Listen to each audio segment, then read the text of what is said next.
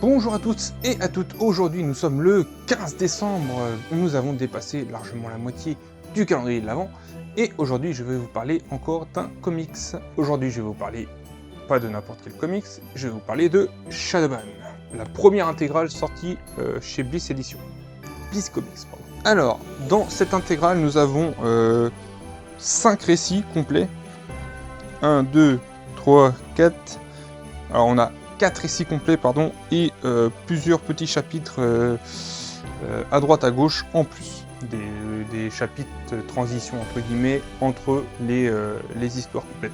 Vu qu'il y a plusieurs récits, vous vous doutez qu'il y a plusieurs auteurs, plusieurs scénaristes. Alors je vais citer tous ceux qui sont notés sur la couverture. Nous avons du coup Justin Jordan, Patrick Zircher, Peter Milligan, Roberto Della Torre et Valentine De Landro. Maintenant, je vais vous dire de quoi ça cause, ce récit. La Nouvelle-Orléans. Des démons venus du monde des morts, une dimension maléfique, envahissent la ville.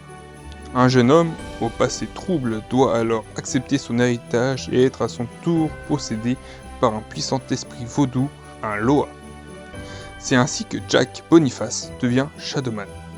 Mais son nouvel alter ego est-il un allié ou une malédiction ?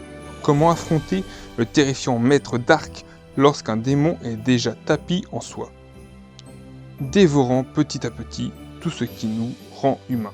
Donc du coup, comme je le disais, c'est un sacré pavé, il y a pas moins de 600 pages si je compte toutes les pages bonus que nous avons à la fin, qui sont principalement des galeries. Nous avons des couvertures, enfin,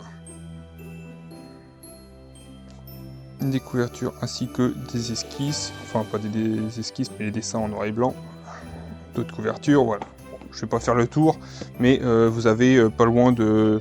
Voilà, le récit fait tout ça là, et ça c'est juste les galeries. Donc on doit en avoir une bonne vingtaine, voire trentaine de pages, si c'est pas plus. Du coup, en fait, dans ma tête, la première fois que j'ai lu Shadowman, je me suis dit, bah, c'est un mélange de Venom et Doctor Strange en fait. C'est un mec qui est possédé par une sorte de démon, un peu comme Venom, et sauf qu'on rajoute le côté mystique de Doctor Strange, et bah en fait ça nous donne Shadowman. Et c'est un peu plus fin que ça, c'est un peu plus subtil, c'est un peu plus, comment dire, poussé. Mais si je devais faire une comparaison, ouais, en fait, vous prenez Venom, vous prenez le mysticisme de Doctor Strange, et en fait, bah, vous avez globalement Shadowman. Je l'ai ressenti comme ça. Après, je peux me tromper. Si vous êtes fan hardcore de la série, défendez-la, hein, dites ce que vous en pensez. Mais moi, c'est comme ça que je l'ai ressenti. Côté dessin, comme nous avons plusieurs dessinateurs, eh ben, on n'est pas dépourvu de planches magnifiques, avec des dessins plus ou moins égaux.